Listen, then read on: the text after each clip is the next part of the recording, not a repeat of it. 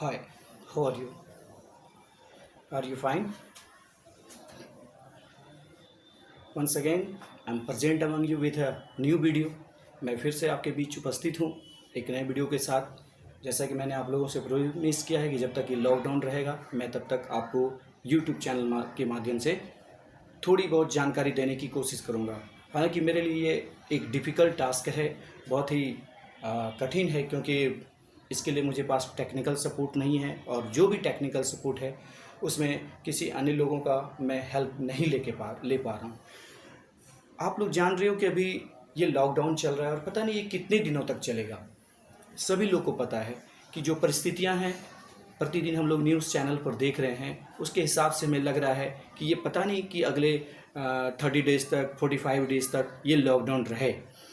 हो सकता है लॉकडाउन समाप्त हो भी जाए तो भी हमें क्लास, कोचिंग, कॉलेजेस को चलाने की अनुमति शायद नहीं दी जाए, क्योंकि इसे सोशल डिस्टेंस हम लोग मेंटेन नहीं कर पाएंगे कोचिंग में।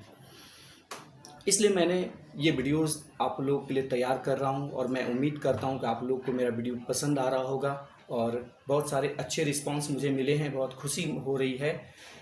तो लीजिए, मैं एक बातें और आज जोड़ देना चाह रहा हूँ कि ये वीडियोस जब आप स्टार्ट करें उसके पहले आप अपना नोटबुक और साथ में जो ट्रांसलेशन वाला बुक है वो साथ में लेकर बैठें। इससे क्या फ़ायदा होगा कि 1 to 1 मेरे साथ चलेंगे, आप बैक टू बैक चलेंगे, इससे आपको ज़्यादा समझ में होगी। तो चलिए हम स्टार्ट करते हैं क्लास। और मैं फिर से आपको बता दूं कि मेरे क्लास का जो सबसे मेन थीम होगा वह होगा ट्रांसलेशन। इसके बाद मैं पर डे अकॉर्डिंग टू जितना मेरे पास समय होगा उसके हिसाब से मैं वीडियोस को लंबा करने की कोशिश करूँगा, और फिर मैं ग्रामर पर्सन को भी साथ में इस वीडियोस में क्लास में इंक्लूड करता जाऊंगा। तो कल का आप लोगों को होमवर्क मिला था कि एक्सरसाइज 45 को आप लोग सॉल्व करके आएँ। तो चलिए मैं डायरेक्ट एक्सरसाइज 45 को आपके सामने रखता हूं और फिर देखता हूं कि आप लोगों ने बनाए हैं या नहीं बनाए हैं। तो चलिए एक्सरसाइज 45 को हम चेक करते हैं। एक्सरसाइज 45 ऑलरेडी हम जान रहे हैं कि अभी हम लोग जो टॉपिक चल रहा है वो टॉपिक है use of this, that, these and those. हमारा यही टॉपिक चल रहा है कि हम इसका यूज कैसे करेंगे, और एक्सरसाइज 43 से ये स्टार्ट हुआ था, आज 45 को हम लोग देख रहे हैं। तो स्ट्रक्चर क्या होगा 45 का? तो सबसे पहले WH क्वेश्चन वर्ड होंगे, फिर हेल्पिंग वर्ब होंगे, मैंने शॉर्ट में लिखा है HB। इसके बाद वाक्य का सब्जेक्ट होगा, उसके बाद आवश्यकता अनुसार यदि वाक्य में नोट का प्रयोग किया गया हो तो नोट होगा, और उसके बाद कंप्लीमेंट लगाएंगे, और कंप्लीमेंट के बाद अंत में क्वेश्चन मार्क लगाना नहीं भूलेंगे। ये हमारा आज के जो एक्सरसाइज 45 है इसका स्ट्रक्चर होगा। चलिए कुछ वाक्य मैं आपके सामने रखता हूँ, आप उम्मीद है कि आप मेरे साथ आप भी चलेंगे और इसको बनाने की कोशिश करेंगे। पहला सेंटेंस है, यह मक्खन कैसे नहीं है। तो सबसे पहले हाउ लगाएंगे, हाउ इज दिस नॉट, और मक्खन का अंग्रेजी होता है बटर। नेक्स्ट लास्ट में क्वेश्चन मार्क लगाया गया है, वह लड़की दुबली क्यों है। व्हाई इज दैट गर्ल थीन। इस वाक्य में नोट का प्रयोग नहीं किया गया है, जबकि पहले वाला वाक्य में नोट का प्रयोग किया गया। तो आप कह सकते हैं कि यह वाक्य WH निगेटिव इंट्रोगेटिव है। चूंकि नोट लगा है तो हम इसको निगेटिव में सेंस में लेके चलेंगे। नेक्स्ट है, ये सड़कें कैसे चौड़ी नहीं है। तो ये हमारा सेंटेंस प्लूरल है, how are these roads not wide. Next, वे नदियाँ क्यों सूखी है। Why are those rivers dry. Next, यह क्यों लाल है? Why is this red? Next, यह बच्चा क्यों उदास है? Why is this child sad? Next, वह पेड़ कब हरा था? When was that tree green? सारे सेंटेंस यहाँ पे WH इंट्रोगेटिव हैं। ये गाय कब बीमार थी? When were these cause ill? आप सिक भी लगा सकते हैं, सिक भी होता है बीमार होना का। नेक्स्ट सेंटेंस है, वे लड़के कब नौकर थे? When were those boys servants? कुछ वाक्य को हम इस तरह बनाते हैं,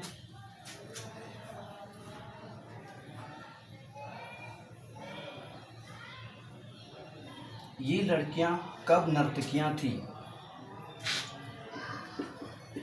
When were these girls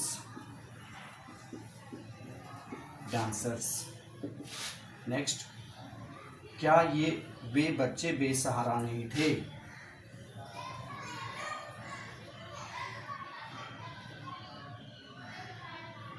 Were those children not helpless? Next है, वह नदी कब सूखी थी? When was that river dry? Next, वह आदमी कब पागल था? When was that man mad? ये बच्चे कैसे महान बनेंगे? ये वाक्य फ्यूचर टेंस में है, इसमें विल का प्रयोग होगा। When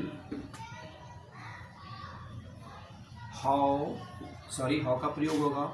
how will these children be great? आप देखेंगे कि बिल के बाद मैंने जस्ट बी का प्रयोग नहीं किया, बीच में मैंने सब्जेक्ट को लिया है, उसके बाद फिर बी का प्रयोग किया गया है और फिर अंत में क्वेश्चन मार्क लगाया गया है। नेक्स्ट है, यह पेड़ कैसे हरा होगा? How will this tree be green? Next, यह बालक कैसे स्वस्थ होगा? How will this boy be healthy? तो ये कुछ इम्पोर्टेंट सेंटेंसेस थे जो एक्सरसाइज 45 से रिलेटेड था। तब एक्सरसाइज 45 के बाद हम आपको कुछ ग्रामर के हिस्से में लेके जाते हैं। और ऑलरेडी आपको मैं कह चुका हूँ, कल ही कह चुका हूँ कि मैं पार्ट ऑफ स्पीच से स्टार्ट कर चुका हूँ। और पार्ट्स ऑफ स्पीच के बाद हम आपको पार्ट्स ऑफ स्पीच में ही सबसे पहले, हालांकि जो हमारे पास बच्चे पढ़ रहे थे उसका सबसे पहले रिवीजन ज़रूरी है, क्योंकि पिछले 1 महीने से आप बैठे हुए हैं तो पता है कि आप क्या पढ़ रहे होंगे। मुझे अच्छी तरह से पता है आपका समय बहुत मुश्किल से कट रहा होगा, क्योंकि 1-2 दिन 4 दिन 5 दिन की छुट्टियां तो अच्छी लगती है, जब लेकिन छुट्टी लंबी हो जाती है तो सभी बोर फीलिंग करते हैं। मैं खुद घर में बैठा बैठा लेज़ी हो गया हूँ, तो मैं आपके बीच आ गया हूँ। चलो वीडियोस के माध्यम से मैं आपके बीच मुझे वीडियोस बनाने में टाइम लगता है, इसके पहले मैं प्रिपेयर होता हूँ, सारा कुछ करना पड़ता है, फिर वीडियो अपलोड करने पड़ते हैं, तो बहुत कुछ है। तो ये आपके सामने है, आपके सामने स्ट्रक्चर्स मैंने रखा है एक्सरसाइज 45 में, जैसा कि मैं आपको कहा, और मैंने कुछ सेंटेंसेस बनाए, और कल हम एक्सरसाइज 46 में प्रवेश करेंगे और उसमें हम पोसेसिव एडजेक्टिव और पोसेसिव प्रोनाउन के बारे में चर्चा करेंगे। तो चलिए मैं इसको अभी क्लीन कर देता हूँ, फिर इसके बाद हम अगले चैप्टर की ओर मूव करेंगे।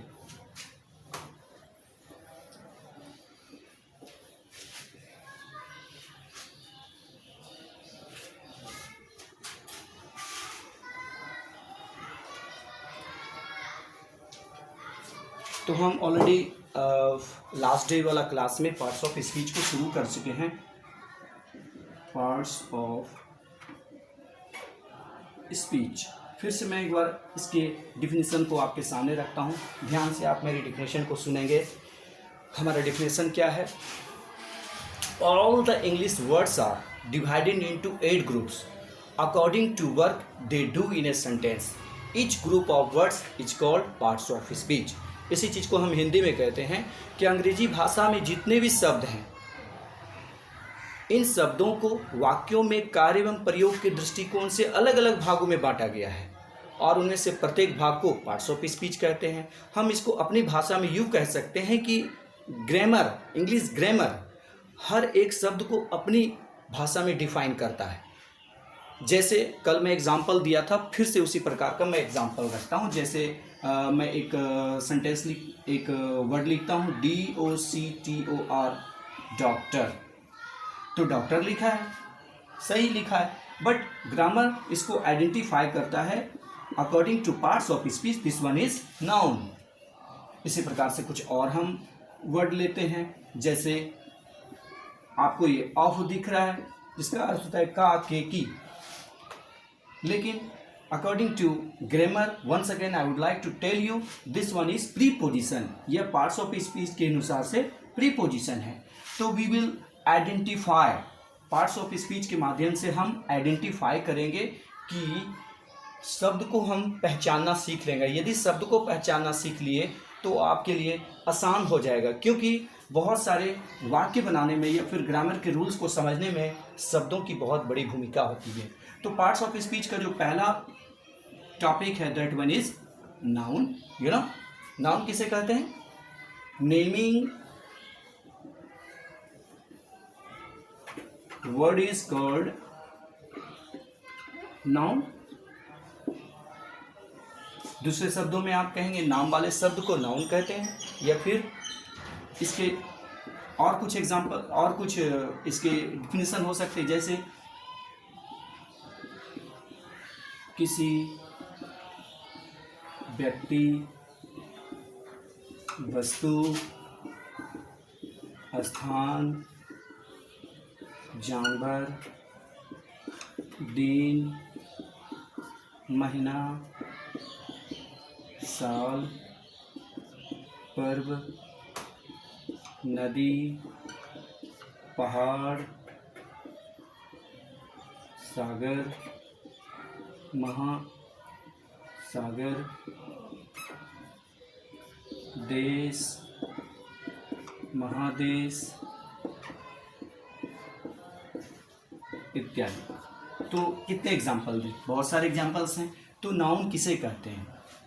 मैंने शुरू में ही लिख दिया, naming word is called noun. नाम वाले शब्द को नाउन कहते हैं। तो हर एक वस्तु का कुछ ना कुछ नाम होता है। जैसे अपने आप आसपास की वस्तुओं को देखिए, आपके हाथ में क्या है? पेन है। आपके पास क्या है? तो आपके पास बुक है। आप कहाँ बैठे हो? तो चेयर पे बैठे हो। आप क्या देख रहे हो? तो टीवी देख रहे हो। तो आप अपने आसपास अपने सराउंडिंग की चीज़ों को देखेंगे तो आपको फील होगा कि इसके कुछ ना कुछ नाम है। तो आप इसको आसानी से समझ सकते हैं नाउन क्या है। आपको जो भी वस्तुएं दिखाई देती है, हर एक वस्तु का कुछ नाम होता है, और अगर उसका कुछ नाम है तो वह ग्रामर की भाषा में अर्थात पार्ट्स ऑफ स्पीच की भाषा में वह क्या है? नाउन है। तो बड़ा आसान है। दुनिया में किसी व्यक्ति का नाम, मैं एक एग्जाम्पल देता हूँ, कोई वस्तु का नाम, कोई स्थान का नाम, चलिए मैं कहलगांव ही लिख लेता हूँ। कोई जानवर का नाम हम कौ लिख लेते हैं। कोई दिन का नाम संडे,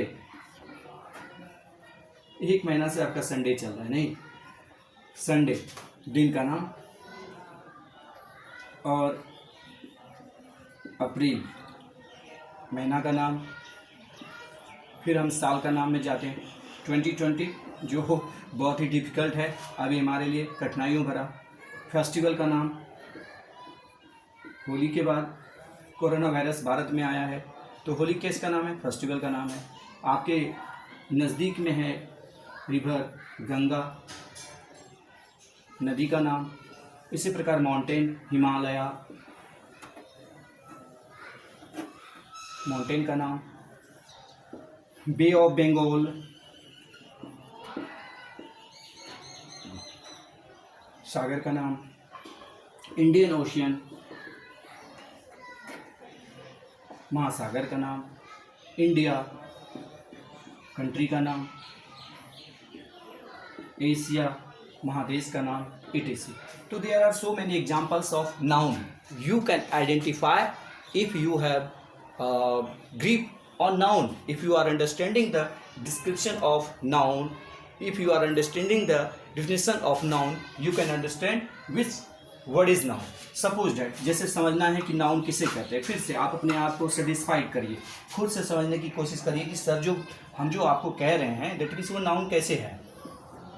कोई भी शब्द लीजिए, सपोज डैट मैं डॉक्टर लेता हूँ, सपोज डैट मैं डॉक्टर नहीं, मैं नर्स लेता हूँ इस बार।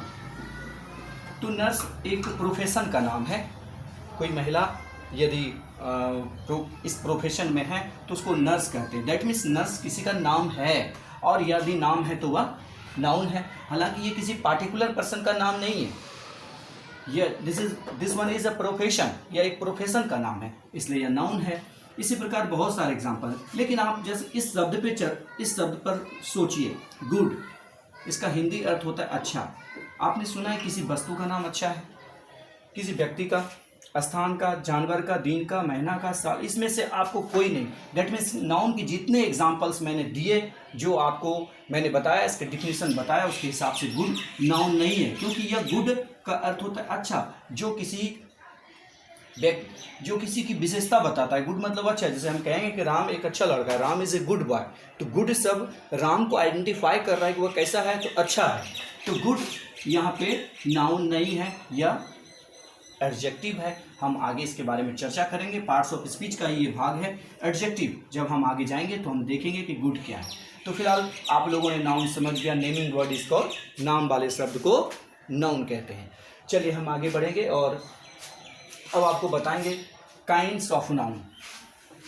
हम इसको मिटा दे रहे हैं, आप चाहो तो इसके नोट्स बना सकते हो, चूँकि आपके पास वीडियोज़ है तो आप वीडियोज़ बैक करके इसको आप समझ सकते हो।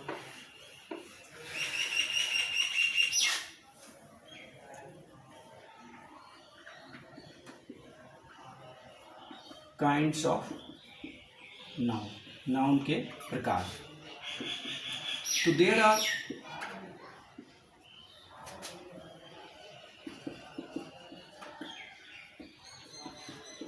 5 kinds of noun. That means noun के 5 प्रकार होते हैं। पहला है प्रॉपर नाउन, दूसरा है कॉमन नाउन, तीसरा है कलेक्टिव नाउन, चौथा है मैटेरियल नाउन, और पांचवा है एब्स्ट्रैक्ट नाउन। तो जो भी मैंने एग्जाम्पल्स अभी थोड़ी देर पहले बोर्ड पर लिखा था, जो भी लिखे थे, वो सभी के सभी नाउन के एग्जाम्पल्स हैं, और उन सभी एग्जाम्पल्स को हम 5 भागों में बांट देते हैं। तो प्रॉपर नाउन में कौन आएगा, कॉमन में कौन आएगा, कलेक्टिव में कौन आएगा, मैटेरियल में कौन आएगा, और एब्स्ट्रैक्ट में कौन आएगा। सबसे पहले प्रॉपर की बात करते हैं। आप हमारे डिफिनेशन को सुनेंगे, और अगर संभव हो तो आपके पास नोटबुक है। जिन्हें स्टडी नहीं कर पाए थे या मौका नहीं मिला था तो वो हमारे डिफिनेशन को सुनकर लिख सकते हैं। किसी खास, मैं लिखता हूँ नहीं हूँ क्योंकि इससे टाइम किल होगा, शॉर्ट में मैं ज़्यादा कर सकूँ इसके लिए। किसी खास व्यक्ति, वस्तु, स्थान, जानवर इत्यादि के नामों को प्रॉपर नाउन कहा जाता है। जैसे प्रॉपर मतलब कोई खास जो दुनिया में एक हो। अब जैसे आप अपना नाम ले लीजिए, अपना नाम सोचिए, आपको लगेगा कि आपका नाम कितना है दुनिया में, एक है। हो सकता है आपका नाम कई और लोगों का हो, लेकिन सब लोग एक जैसे नहीं है, सबकी शक्ल सूरत अलग अलग है। दैट मीन्स आपका नाम हो या मेरा नाम हो या फिर किसी का नाम हो, तो वह दुनिया में एक है, और वह अगर एक है तो वह प्रॉपर नाउन है। चलिए किसी व्यक्ति का नाम, एक एग्जाम्पल ले लेते हैं, राम। कितने हैं वो? एक है। मैं उस राम की बात कर रहा हूँ जो रामायणा में है। That means there are so many Ram. आपके गाँव में भी कई राम हो सकते हैं, but they are not equal. सभी लोग they are different to each other. सभी लोग एक दूसरे से अलग हैं। सबका नाम राम होने से मतलब नहीं है, यह देखना है कि राम कितना है, एक है। इसी प्रकार से और दूसरा लेते हैं। जैसे मैं एग्जाम्पल लेता हूँ दिल्ली। दिल्ली, दुनिया में दिल्ली कितना है? एक है। इसी प्रकार से एग्जाम्पल लेते हैं इंडिया। इसी प्रकार से एग्जाम्पल लेते हैं हिमालय। इसी प्रकार से एग्जाम्पल ले लेंगे हम गंगा। गंगा एक रिवर का नाम है जो एक ही है। इसी प्रकार से संडे। तो आप अपने आप में फील करिए कि कौन कौन से ऐसे नाम हैं जो दुनिया में सिंगल हैं, एक ही है, और वह अगर आपको वह सेंस में आता है तो आप समझिए कि वह प्रॉपर नाउन है। प्रॉपर मतलब खास, कोई एक। अब हम उसके बाद कॉमन की बात करेंगे, ठीक है। कॉमन को लेके आते हैं, कॉमन नाउन।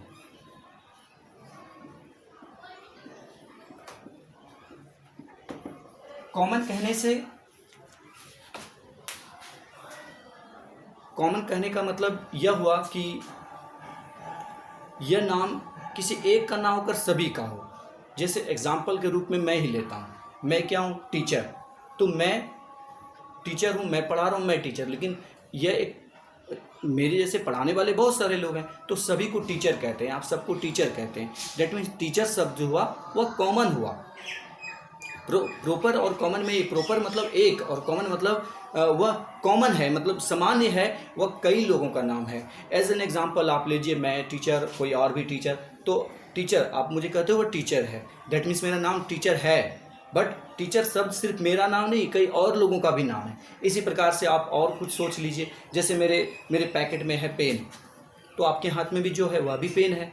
तो पेन भी, यह पेन भी और वह भी पेन, दैट मीन्स पेन शब्द कॉमन है। इसी प्रकार से गंगा प्रॉपर है। लेकिन अगर आप रिवर की बात करेंगे तो गंगा को भी रिवर कहते हैं, यमुना को भी रिवर कहते हैं, ब्रह्मपुत्र को भी रिवर कहते हैं। तो जितनी भी नदियां हैं सबको हम, जितना भी अलग अलग नाम हैं उसके, बट सबको हम रिवर कह के संबोधित करते हैं। दैट मीन्स रिवर शब्द कॉमन है। तो क्या क्या एग्जाम्पल, कॉमन नाउन में क्या क्या एग्जाम्पल्स आएंगे? क्या स्टूडेंट आएंगे? जी हाँ, सारे बच्चे स्टूडेंट, सबको मैं स्टूडेंट ही कहता हूँ। सबके नाम अलग अलग हैं, बट स्टूडेंट एक कॉमन वर्ड है। टीचर, डॉक्टर, रिवर, ये सभी कॉमन वर्ड हैं, इसलिए ये कॉमन नाउन की श्रेणी में आते हैं। कॉमन के बाद हम कलेक्टिव की बात करते हैं।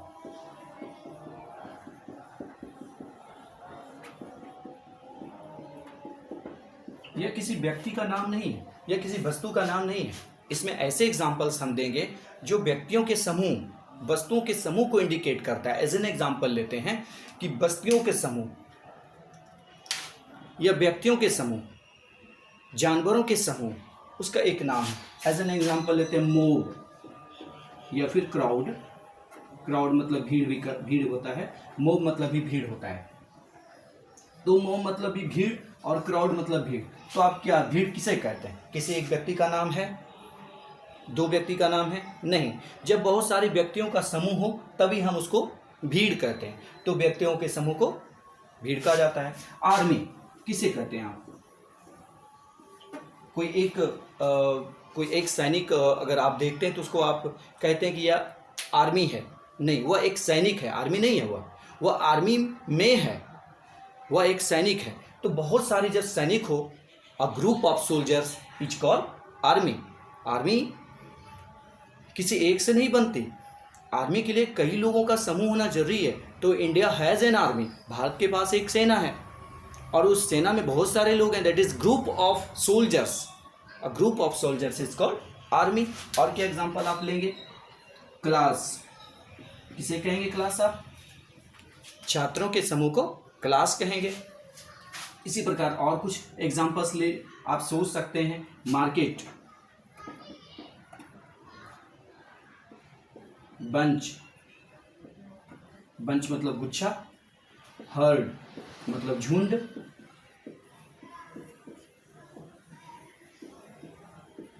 तो आप बंच को लीजिए, हर्ड को लीजिए, ये सभी मार्केट, दुकानों के समूह को मार्केट कहते हैं। बंच, गुच्छा, बहुत सारे जब अंगूर एक समूह में हो तभी उसे गुच्छा कहते हैं, टूटे हुए अंगूर को गुच्छा नहीं कहा जा सकता।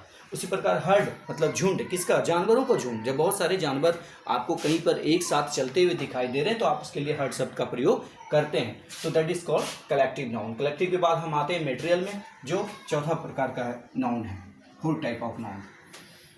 तो इसके लिए हम इस तरफ आते हैं, material noun. Material noun is the name of a material substance. Material noun किसे कहते हैं? मटेरियल नाउन से किसी द्रव पदार्थ का बोध होता है जिसे नापा या तौला जा सकता है लेकिन गिना नहीं जा सकता है। एज एन एग्जांपल, वाटर, इसको नापा या तौला जा सकता है लेकिन गिना नहीं जा सकता, इससे द्रव पदार्थ का बोध होता है। मिल्क, राइस, व्हीट,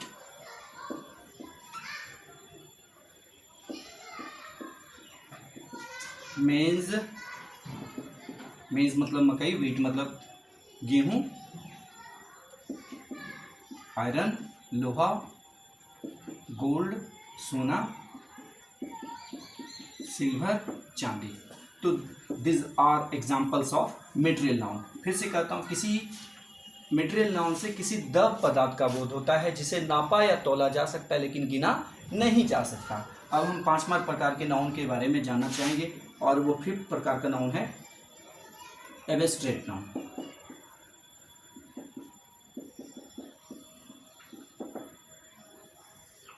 इसे हम हिंदी में भाववाचक संज्ञा कहते हैं। मतलब भाव या विचार का बोध होता है। यह किसी व्यक्ति का नाम नहीं है, किसी वस्तु का नाम नहीं है, यह भाव या विचार का नाम है। तो भाव या विचार किसे कहते हैं?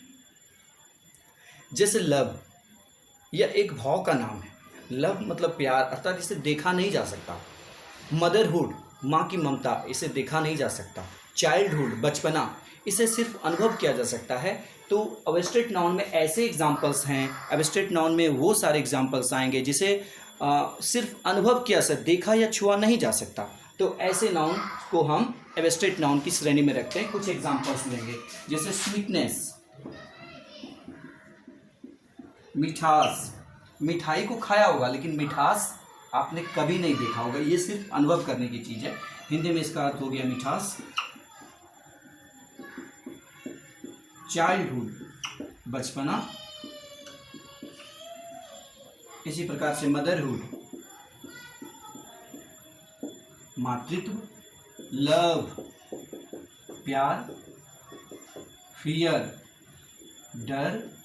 तो आप इन वर्ड को जैसा गौर से देखेंगे तो यह भी नाउन है, यह भी किसी, लेकिन यह कौन सी? यह फीलिंग, जैसे मैंने कहा naming word is called noun, नाम वाले शब्द को नाउन कहते हैं। तो यह भी नाम है, लेकिन यह क्या है?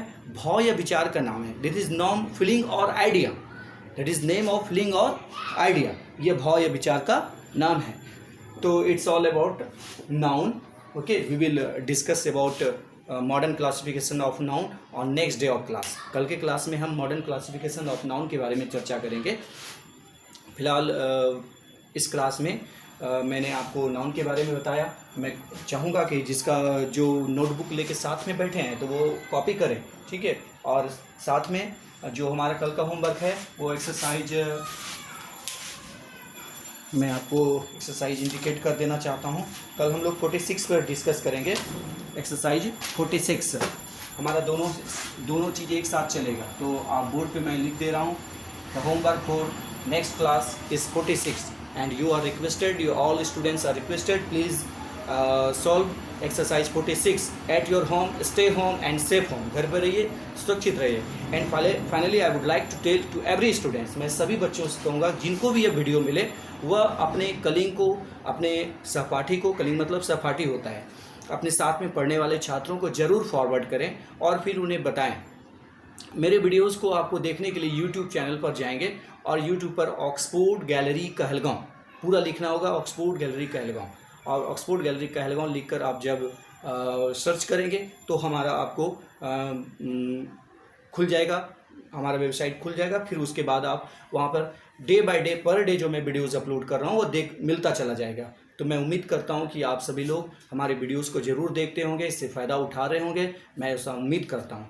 And finally I would like to request, मैं सबसे अनुरोध करूँगा कि जो भी मेरे वीडियोस को देख रहे हैं वो सिर्फ मेरे पास जो बच्चे पढ़ रहे हैं उसके लिए नहीं, बल्कि वह क्लास 9, क्लास 10, 11, 12 या 12th पास और सभी बच्चों को ये फ़ायदा पहुँचाएगा ये वीडियोज़.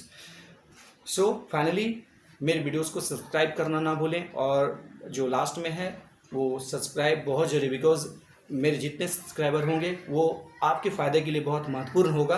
क्योंकि इफ़ मेरे 1000 सब्सक्राइबर हो जाते हैं तो फिर मैं आपको ऑनलाइन भी, यानी कि जिस वक्त मैं पढ़ा रहूँगा उस वक्त ही आपको वीडियोज़ मिल जाएंगे. Thank you to everybody, thank you to my class.